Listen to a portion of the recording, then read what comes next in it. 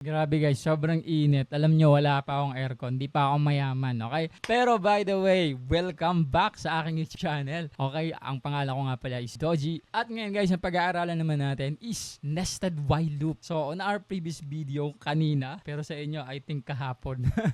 Ang pinag-aaralan natin is nest while. So ngayon naman, nested while loop yung pag-aaralan natin. A while loop inside a while loop. Okay? So without further ado, para makita na natin sa demo, open na natin mga code editor na gagamitin natin. Ang gamit ko ngayon is VS Code. Okay? So ngayon, hashtag na naman tayo dito. Ang topic natin is nested while loop. Yan. Okay? Nested while loop tayo. Again, ano ang principles ng loop? Merong outer, merong inner. Okay? Baga, may loop sa loob ng loop. Simulan na natin. Ang goal natin, ulit, ganun pa rin. Sabihin natin, gusto nating makagawa shape. Ginawa nating example dun sa for loop, yung square na after it. Ayan. 3 columns, 3 rows. So, kung hindi mo pa alam to, balikan mo yung for loop para maintindihan mo ko. Ganun talaga. Walang shortcut. Okay? So, ngayon, paano natin ito ma-achieve naman using while loop? While loop naman tayo. Okay, ganito guys. Unlike sa for loop, di ba, nilalagay natin variable sa loob. Kung naaalala ninyo, sa while loop guys, inuuna nating i-declare yung variable. Dito, clear tayo ng variable. Yung outer variable. Okay? Which is yung row. Row yung mauuna. Okay? Mention tayo ng row. Anong magiging value ng row?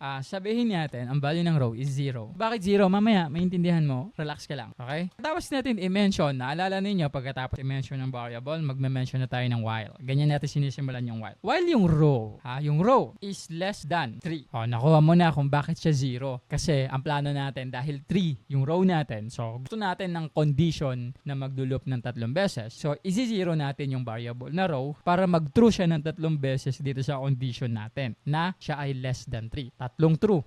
Gets? Okay. Hanggat si row na 0 ay less than 3, maglo-loop tayo. Anong mangyayari sa loop? May mention natin ngayon yung inner loop. Okay? May mention natin yung inner loop, yung inner while loop. Paano ba mini-mention ang inner while loop? Nauuna yung variable. Di variable ulit. Ano naman ngayon yung variable dito? Row pa rin ba? Hindi na.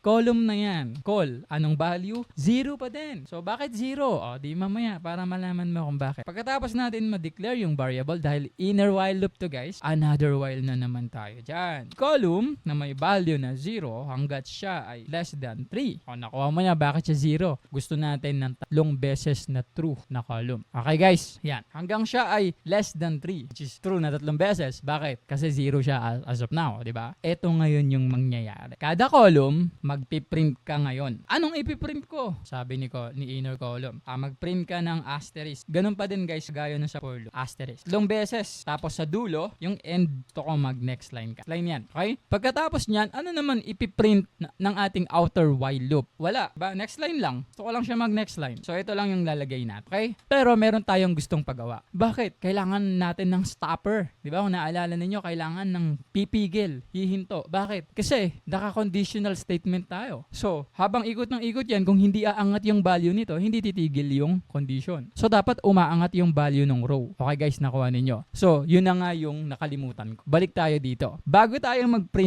sa outer, balik mo tayo sa inner. Di eto na. Ang mangyayari kay column sa inner loop, kada column magpiprint siya ng asterisk. Tapos mag-end line siya. Tapos niya mag-end line, hindi muna tayo pupunta kay outer para mag-print. Mag-update muna tayo. Si column, magpa-plus tayo ng 1, tapos i-reassign natin. Nakuha ninyo. Ibig sabihin, kung sa unang loop, 0 pa to, tapos true yung condition, pagraran yan, sa ikalawa, 1 na siya. So dadating yung point na hindi na to true yung condition. Pagka yung column natin is 3 na. Hindi naman less than si 3 sa 3 diba? Equal sila, hindi sila less than. So false na yung condition, mag-stop na siya. So kailangan natin maglagay nito. Ito yung stopper natin. Same thing apply guys pagdating sa outer for loop, yung row. Kailangan si row, lagyan din natin siya ng stopper. A-update din natin yung kanyang value ng +1, tapos i-reassign natin. Nakuha nyo. Para humin. So, hindi ko na papaliwanag ha. Paliwanag ko na. Hindi na natin gagawing compiler yung utak natin. So, ang ne-expect natin at the end of this is makakuha tayo ng ganito. So, the same thing apply guys kung paano natin paniliwanag yung for loop. Meron 3 row, tapos kada row may magpiprint na 3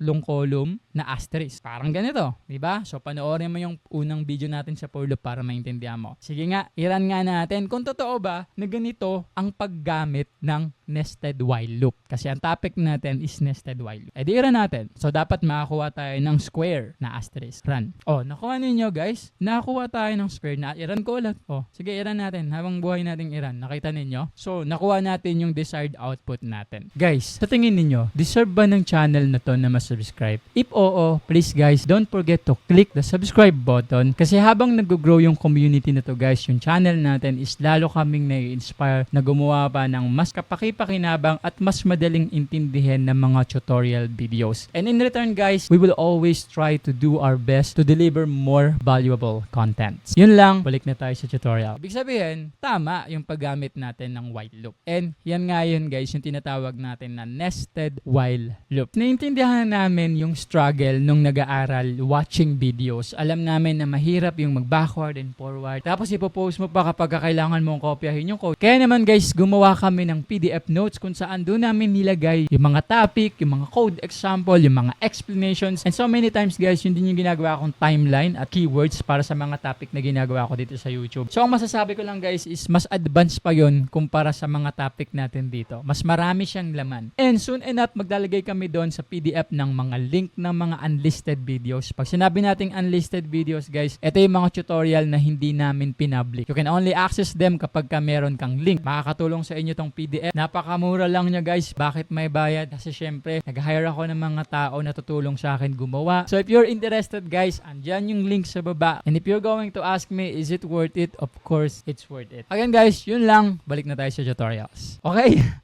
So, thank you so much. Sana may natutunan ka. Kung meron guys, don't forget to subscribe, like, comment mo sa baba kung ano yung mga topic na gusto mong pag-aralan natin. Gagawa namin ng videos. And then, again guys, thank you so much for watching. See you on my next tutorial.